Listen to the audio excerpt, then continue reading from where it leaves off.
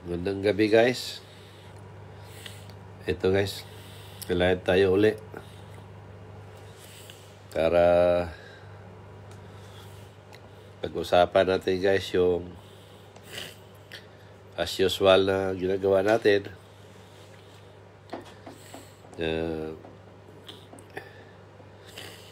Sa loob ng 16 years ginagawa ko na to. May mga tao talaga na hanggang sulat lang. Kahit anong hamon natin na mag-live sila, hindi nila magagawa. Hanggang ano na sila, sulat-sulat. Kung tayo naman guys, hindi naman tayo nagtatago. Lantara naman talaga ako.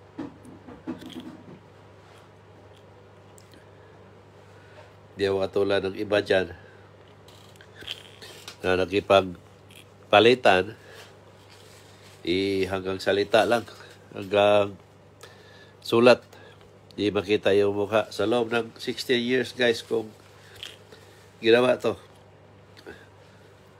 wala pang isang tao na pumuna na nag-live para ipagtanggol yung paniniwala na nabulatan nila, na sila nga ang sabi na sila ang tama at ako ang sinungaling o mali. Isipin ninyo guys kung gaano katagal yun.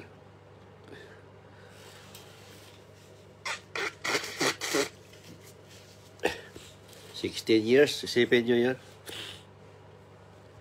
Haba ng panahon na yun para sabihin natin na ako sinungaling.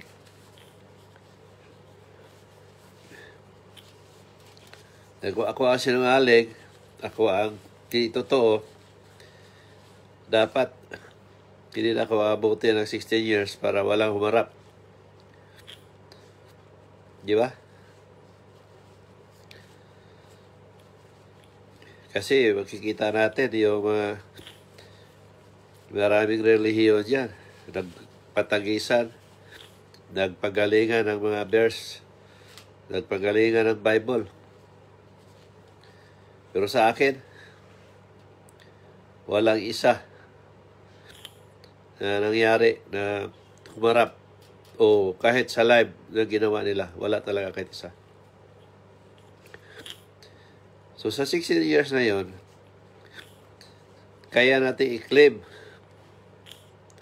na totoo ang sinabi ng Diyos talaga.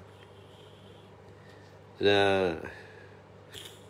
walang pare, walang pastor ang makalapit sa iyo. Dahil power ng Diyos ang kalaban nila.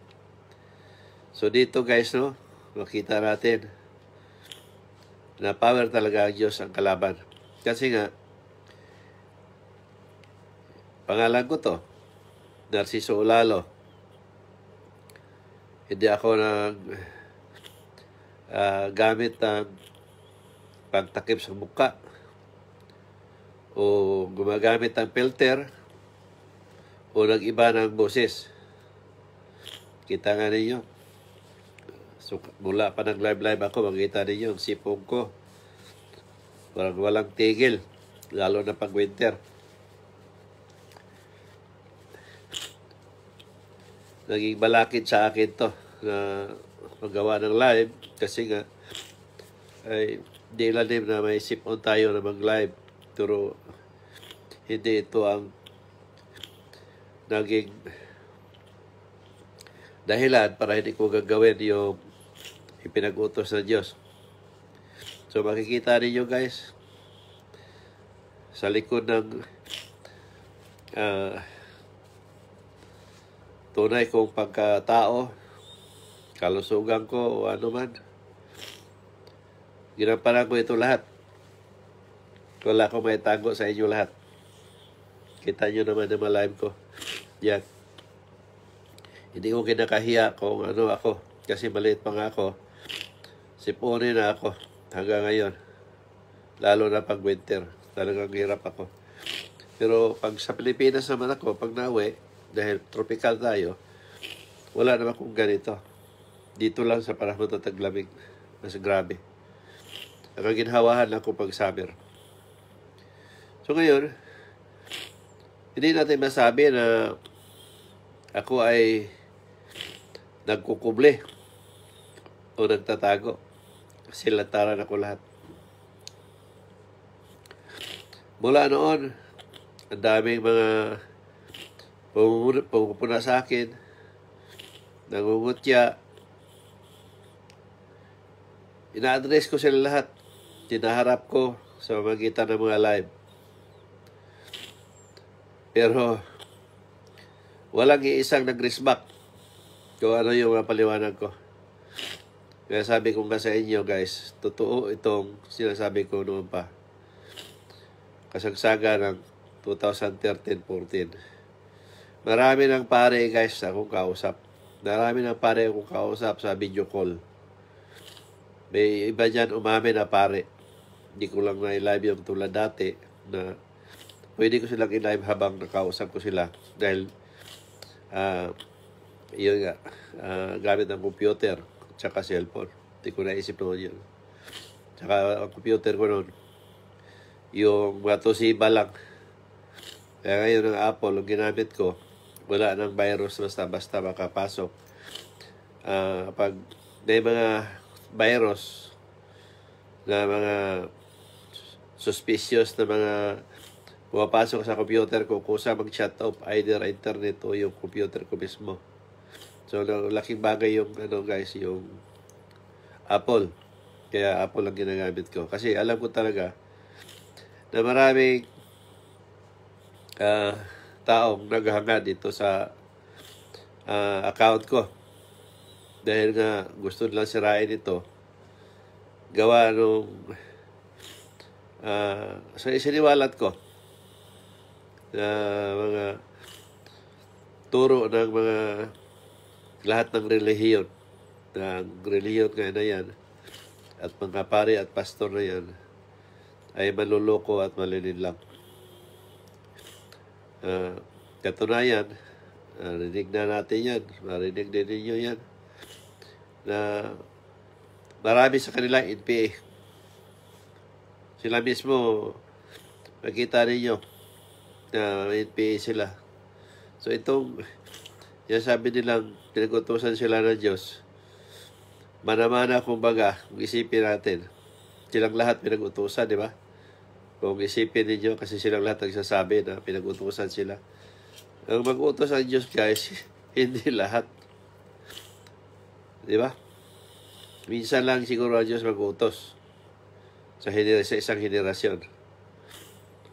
Noon pa man, baka sa ibang henerasyon noon, hindi natin alam sa panahon bago pa ang Diyos magkatawang tao, baka pinarinig pala ang boses niya sa mga apostol noon. Hindi natin alam kung ilang henerasyon yun. Hindi ako nagbasa ng Bible. Pero katulad na sa panahon natin, na lahat ng mga pare, pinaniwalaan ng tao na pinag-utusan ng Diyos o ginamit ng Diyos, di ba? Ang lahat ng pastor, pinaniwalaan ng mga membro na ginamit ng Diyos o pinag-utusan ng Diyos. Diyan natin makikita, guys, ang pag-iisip ng tao talaga. Na madali natin sabihin. Kaya kung sabihin sa inyo na inutil na pag-iisip ng tao, meron talagang tao talaga na masabi natin hindi marunong mag-isip ng tama. Kung mayroon ba silang iniisip na ginagamit ng utak, itong tinuturuan nila ang utak nila o sarili nila na ang mali gagawing tama at ang tama gagawing mali. Marami sa atin, kapwa natin, lalo na sa Pilipinas. Bakit ito nangyari, guys? Dahil nga ang tao nalaso na sa maling turo, kaya di nakapag-isip ng tama. Ito yung nangyayari sa mundo. Kaya nga ang Diyos nagpaalala na sa tao kasi sobra na talaga kasamaan ang tao. Ngayon, halimbawa natin ito si Alfredo N. Lagitiao. Di ba? Ang sabi nga niya sa komento niya, nabasa ko, doon sa mga page ng mga follower, dapat nga sa akin siya magkomento, di ba? Hindi siya makadiretso. Iyon ko sa kanya. Tingnan ko ngayong profile niya. Nakalock yung profile niya. Bago tayo mag-proceed doon sa mga sinasabi niya, tingnan natin yung account niya, no? Kasi may sinasabi si Elsie Balsimida na doon siya kasi nag-comment eh. Nag-comment din ako doon sa page ni Elsie Balsimida.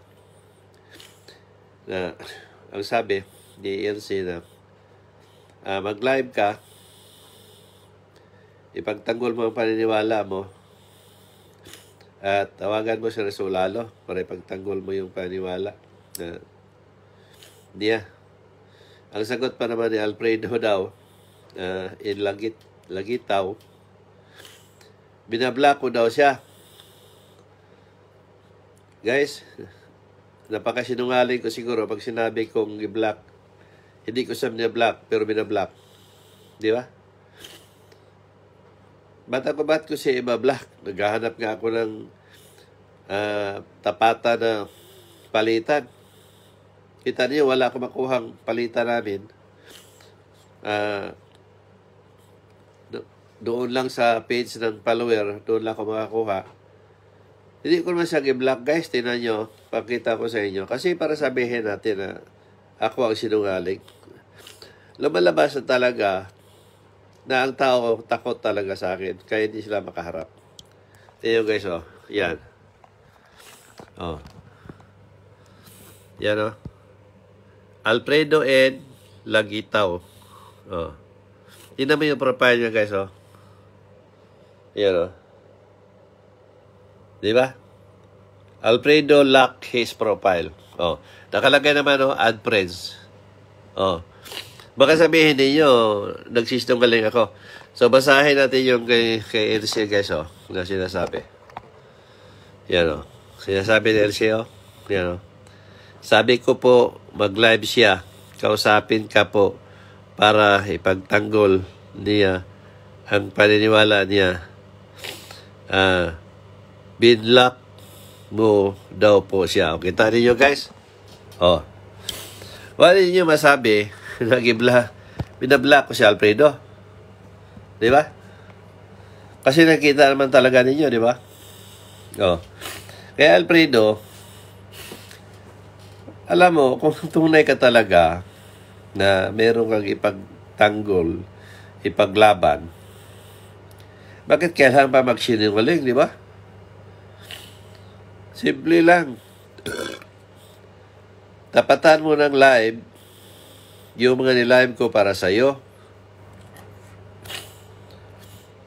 Hindi yung magsinungaling pa tayo. Di ba kailangan magsinungaling tayo, Alfredo? Sa tanda mo na yan, hanggang ngayon, sinungaling ka pa rin. Paano i-block? Ba't kita i-block? Naghahanap nga ako ng kapalitan. Tapos i-block kita. Nagbablock lang ako sa isang nakipagpalitan. Kung matagal lang kami nakipagpalitan at pinagpilit sa kanya at ang mga sagot niya ay puro babalang. Balagbag ba? Parang tayong paplakang sira. Doon ako nagbablock. Pero, ang purpose ko doon, nakakuha na ako ng mga sinasabi kasi yun na yung mga vitamins din na ginagamit ko eh. Kaya nga ako makapag-live eh. May mga comment si Alfredo doon, no? Alfredo N. Lagitaw.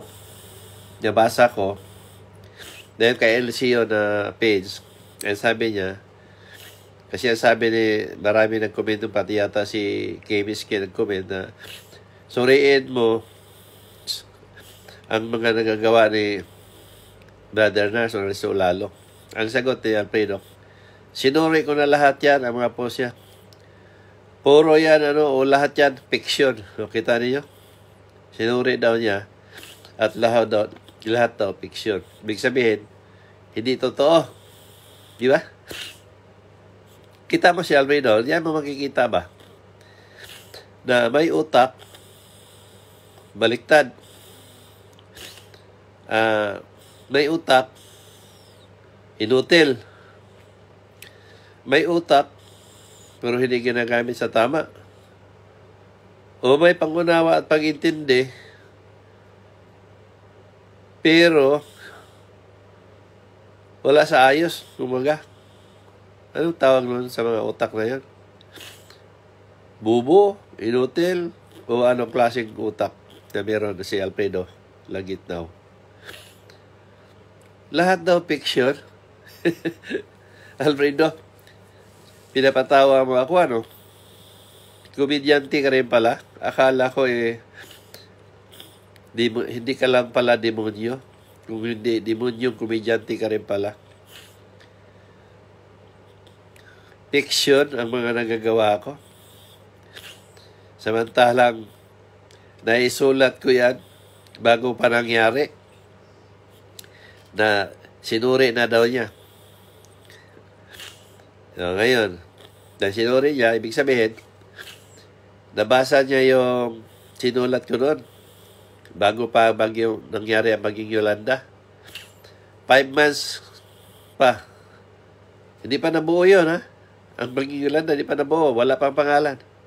Sinulat ko na may malaking trahedya na mangyari sa Pilipinas. Bakit sa labing sa Pilipinas? Di ba?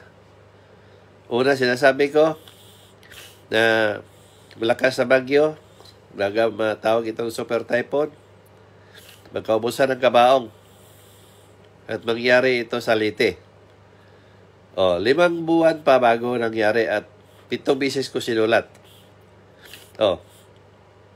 Marami na nakakabasa yan, marami na nakakashare, hindi natin mabago ang pizza sa pangalan natin pag tayo nag-post.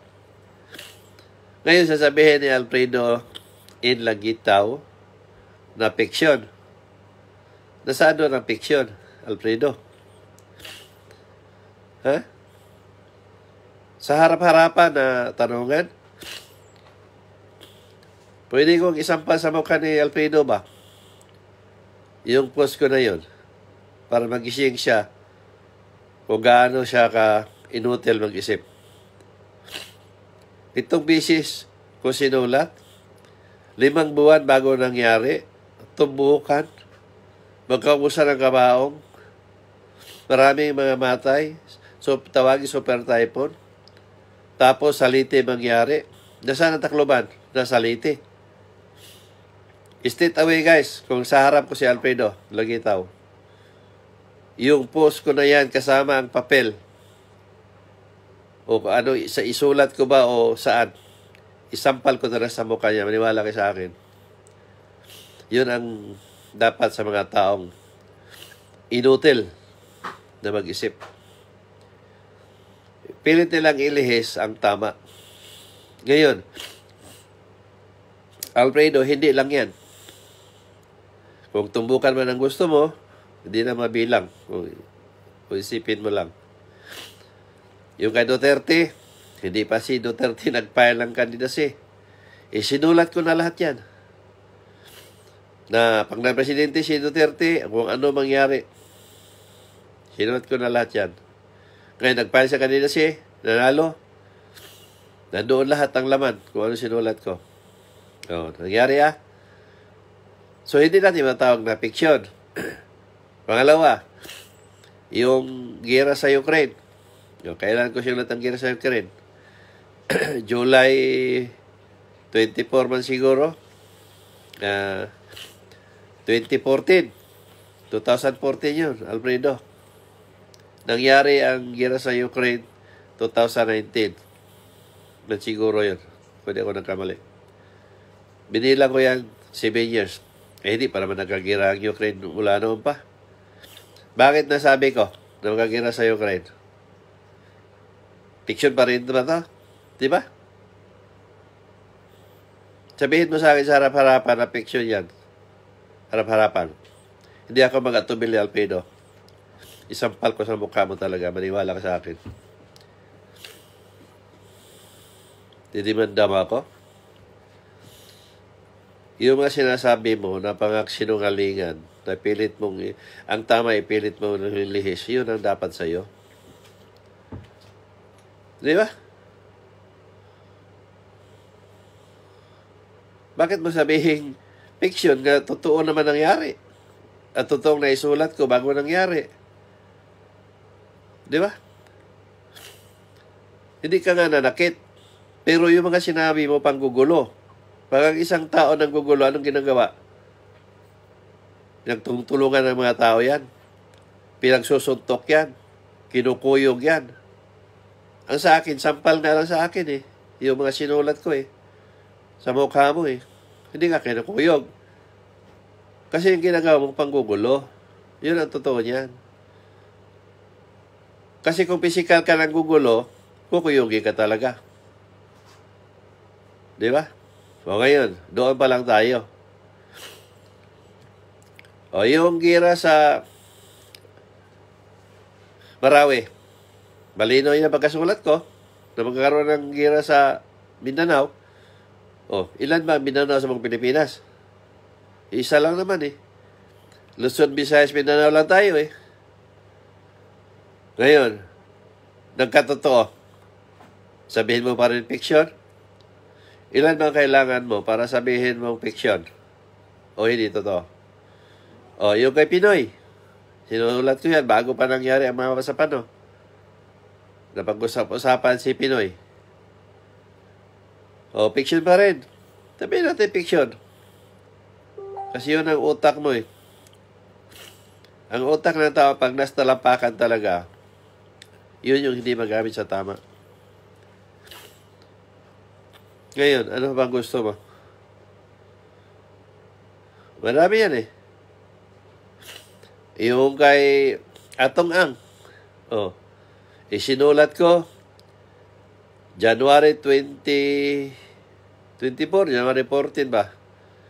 Na ang mga pinatay na mga sabongero hinulog sa tubig. Oh. January pa yun ha, sinulat ko. 2022 pa yun. Oh, kailan lumabas ang whistleblower? Ngayon lang. Yeah? June, palagay na lang natin June 2025. Ilang taon yun? Palagay na lang natin 3 years.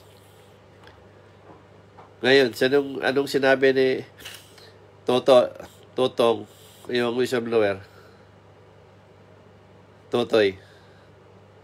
Di ba? Ang tinuturo na mastermind si Atong Ang. O, sinulat ka doon, Ang. Fiction pa rin sa'yo yun? Tingnan natin kung saan naging fiction ng mga ginagawa ko, sinusulat ko. Kasi naisira ng tao yan eh. Nabasa ng tao yan eh. O, yung pagkatunan ng yelo sa Alaska. Isinulat ko yan. 1 taon bago nangyari. O, yung 2018, 2019, nangyari, 2018 ko sinulat. Malinaw dyan na pagkasulat ko. Yung kay Dilima. Oh, patungkol sa droga sa Bilibid. Kasi sabi mo nga, sinuri mo, nabasa mo. Oh, nauna ako magsulat bago na convict pa si Dilima sa droga. Oh, huwag mo sabihin, fiction din yun. Di ba? Yung mga namising na aeroplano sa Malaysia, na isinulat ko na mag-crash at hindi na makita. Kailan pa yun? Hindi lang 5 taon. Hanggang ngayon, hindi na nakita. Isinulat ko rin yan. Oh, fiction pa rin ba sa'yo yan? Marami akong sinulat, Alpedo Lagitaw, na nagkatotoo. Ito mga sinulat ko, mga kasamang may kakambal na mga live. Yung sinasabi ng Diyos na ang dating lugar na hindi babain, ngayon babae na. Ang dating ilog na hindi umaapaw ay aapaw na. Ang dating tubig dagat na hindi umakit sa lupa kaya akyat na. Ito yung kasalukuyan. Kailan ko pinasigawan to? Mula 2013 pa. Hanggang, masabi natin, halos linggo-linggo o buwan-buwan, nababanggit ko palagi yan. Ngayon, 2025 na. Mula ng 2013, ilang taon hanggang 25. Lampas na, lampas na 10 years. Kung isipin natin. Di ba? Nangyayari talaga. Yung sinasabi ng Diyos na walang matibay sa gawa ng tao sa ibabaw ng lupa. Sa power ng Diyos, wawasakin ito lahat. O nangyari, di ba?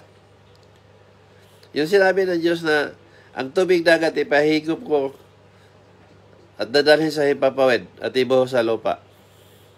O ito na nangyari. Di ba? Malino naman doon eh. Sinulat ko bago nangyari, tapos sasabihin natin, fiction. Ano itatawag ko sa iyo, Alfredo? Alam naman sabihin ko na matino ka mag-isip.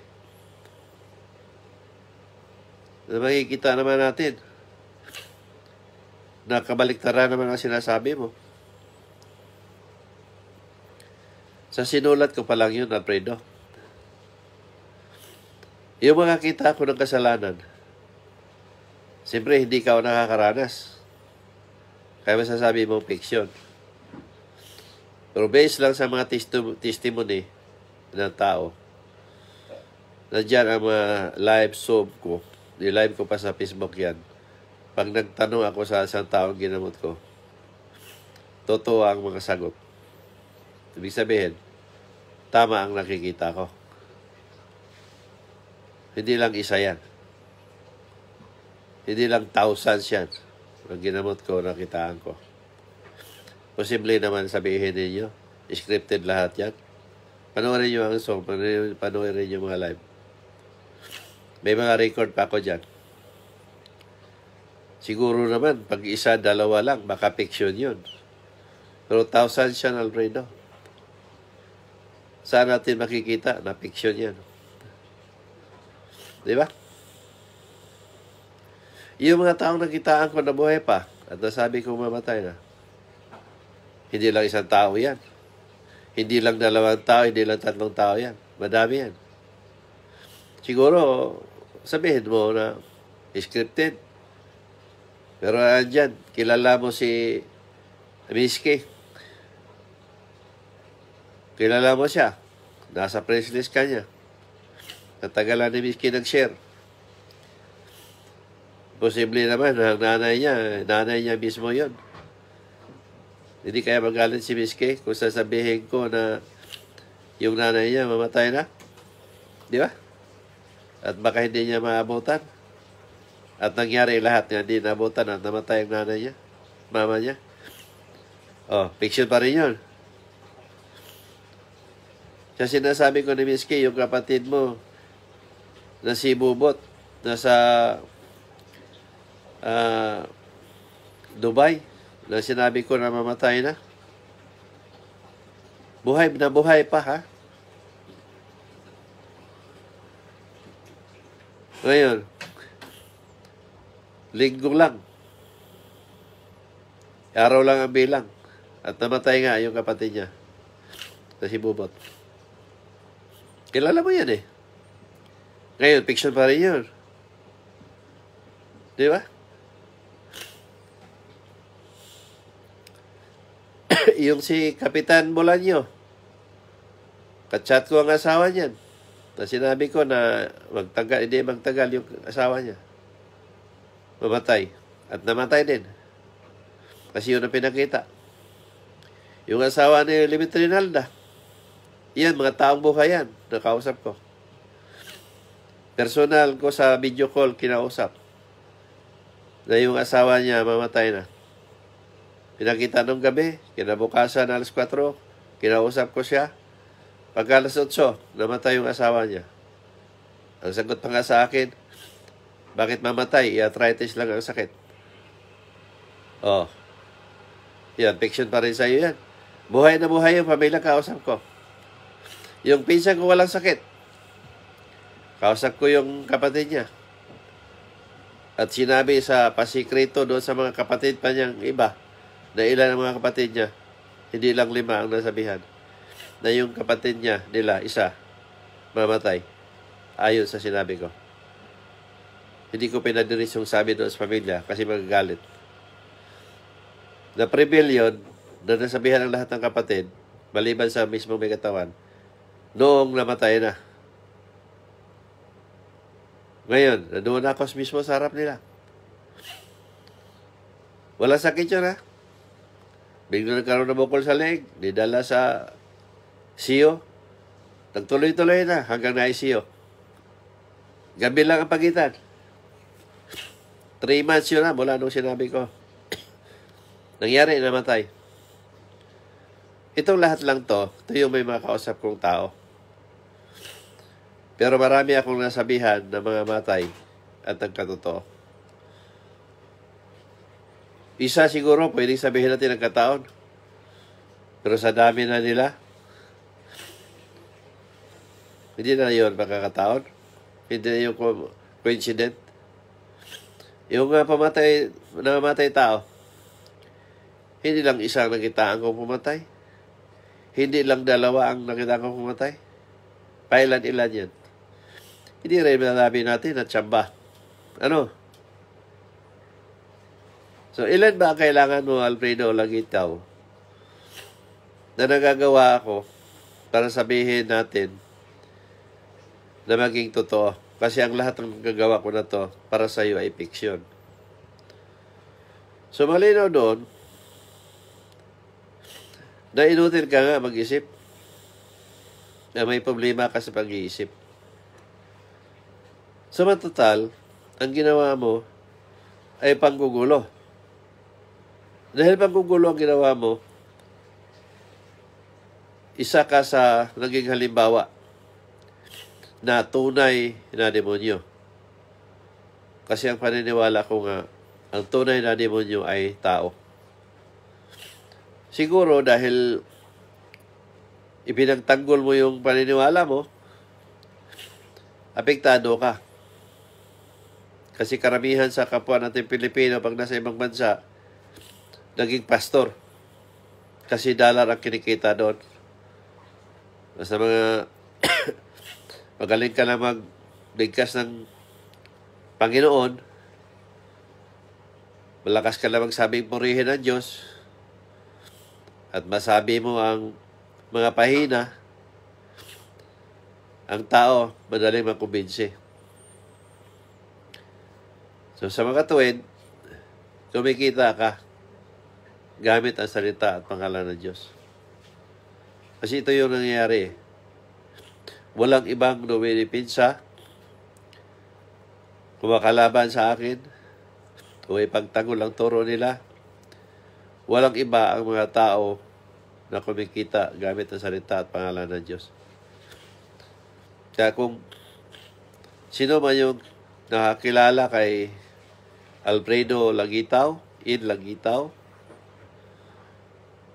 kung hindi ka man pastor, ikaw ang tunay na demonyo na kinikilala ko.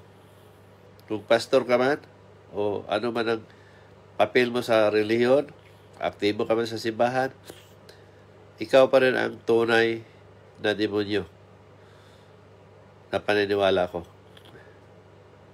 Dahil ang pastor at pare, binansagan ko yan ama ng mga demonyo.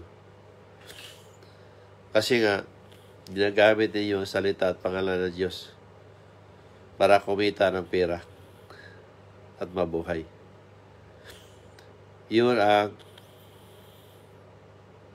paniniwala ko. Na ang Diyos ay hindi dapat pagkakitaan. Mahalin natin ang Diyos na walang kapalit. Kaya sa mga sinasabi mo na ang tama ay gawin mong mali, ay ikaw nga yung katulad kay Judas. Hindi mo na kayang ilihis ang katotohanan. Na 16 years ko nang ginawa ito. Walang iisa na nakalapit sa akin. Tapos ngayon ka lang nakipagpalitan. Ay hindi palitan kasi nag-comment ka lang sa mga page ng mga follower. Ako ang harapin mo. Kahit sa video call, nakapublic naman ako, tawagan mo ako. Huwag mong sabihin na i-block kita kasi hindi mo kita i-block. Katunayan, yung profile mo, nakalagay, nakalock. Bakit mo nilock? Kasi para hindi ko makita ang mga profile mo. Hindi ko naman kailangan yung laman ng ano mo. Titingnan ko lang kung gaano ka katapang sa mga sinasabi mo. Kung ano-ano. Ibig sabihin, matapang ka. Kaya nagpunta ko sa account mo, nakalock. Yung pala'y duwag ka. Hindi ka tunay na lalaki, Alfredo. Kasi kung tunay kang lalaki, harapin mo ako kung talagang matapang kayo. Ako hindi ko matapang. Pero ako ang taong tunay na nagtanggol sa salita at pangalan ng Diyos, na Diyos ay hindi pagkakitaan. Mahalin ang Diyos na walang kapalit. Hindi ko kayo uurungan kung sa paniniwala ang pag-usapan. Ang tagal ko nang ginawa to sa buong buhay ko na pinagtanggol ko na Diyos, hindi pa ako ginamit. How much more pa kaya itong ginamit niya ako at pinagkalooban ako ng Diyos na power of mind. At huwag mong sabihin na fiction pa rin ito o katang isip. Dahil ang power of mind, ang laman ng lahat na yan, ay nagkatotoo. Kung may fiction man, ang lahat ng sinasabi mo, dahil katang isip lang ninyo na may Diyos kayo. Mayroon kayong ipinagtanggol na Diyos. Ika nga. Pero ang totoo, ipinagtanggol ninyo ang paniniwala nyo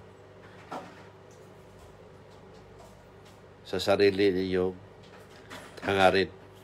At hindi nyo ipinagtanggol ang Diyos dahil mahal ninyo ang Diyos. Ako ang tunay na nagtanggol at mahal ko ang Diyos. Dahil nakasalalay dito ang buhay ko at buhay ng pamilya ko. Hindi ako nagtatago at hindi ako nagkukuble at wala akong bodyguard. Lantaran ako, nagsiwalat nito. Nandiyan ako sa lahat ng social media, kung anong social media man ang gusto mong buksan. Nandiyan ang pagmumukha ko. Hindi katulad ninyo. Ako nga lang ang kaharap mo, nilock mo pa ang profile mo. Ako, lahat kalaban ko. Lahat ng reliyon, lahat ng pupuna, nakapublic ang account ko, malaya kayong magbukas kung gustuhin ninyo.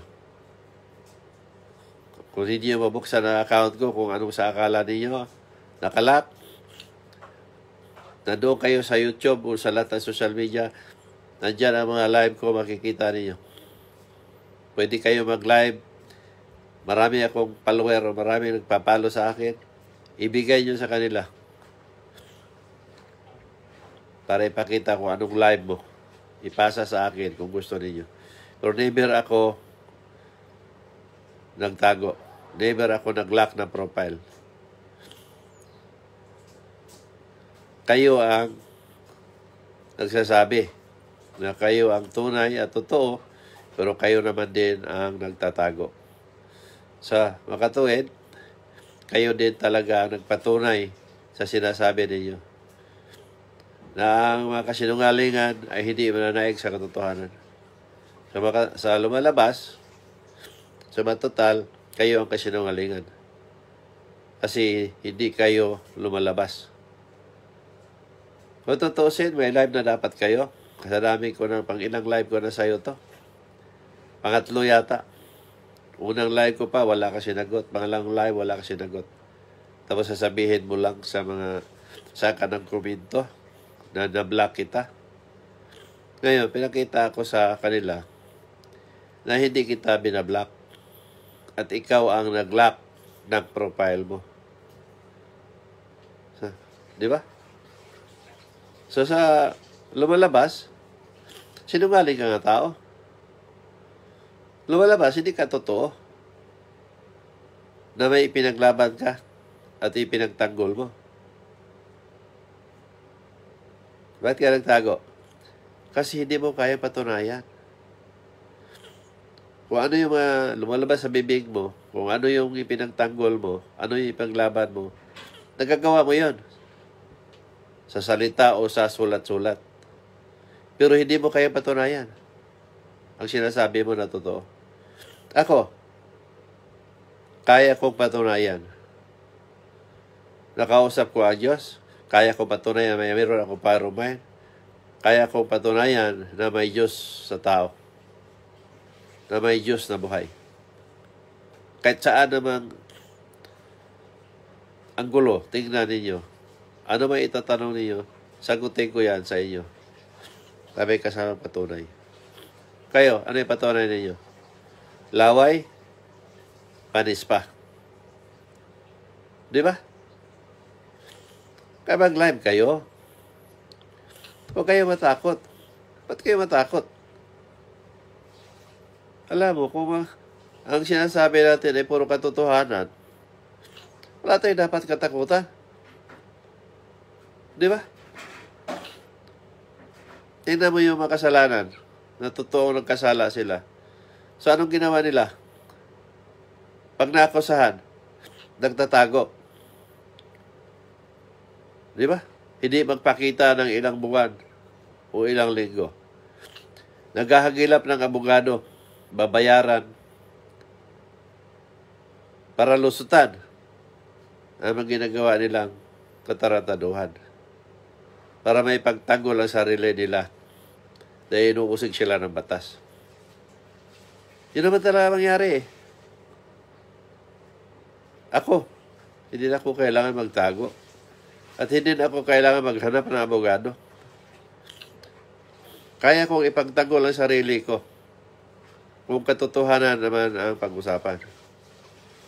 Hindi na tayo kailangan ng gamagamit ng abogado. Ang abogado, bayaran niya mga yan. Ang puti gagawing itim. Dahil pira-pira pinag-usapan. Di ba? Sino ang nakakaalam sa nagagawa ko? Di ba ako lang? Kaya ipagtanggol ko sa sarili ko at patunayan ko. Base sa nagagawa ko. Kaya ikaw, huwag ka magtago sa palda ng kadiliman. Kasi ikaw naman talaga tunay na demonyo eh. Isang tanong ko nga lang sa inyo, sa tinuturo nyo na may demonyong espiritu.